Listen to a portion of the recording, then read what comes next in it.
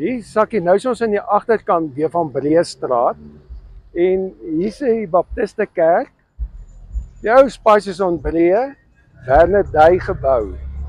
Maar net vir interessantheid, ons praat vandag van aanpassing, skaal, orde.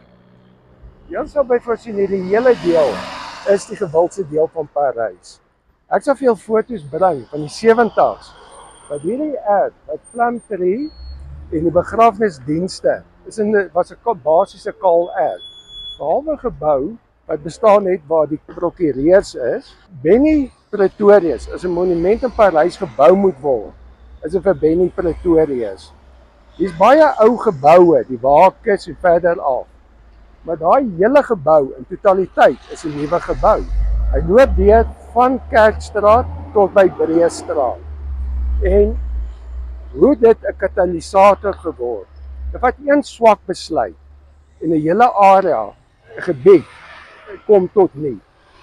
En hoe daai wat sou ons sê die visie van Benny Pretorius en Ingrid, hoe hulle die hele ontwikkeling van Parys, nuwe geboue beïnvloed het.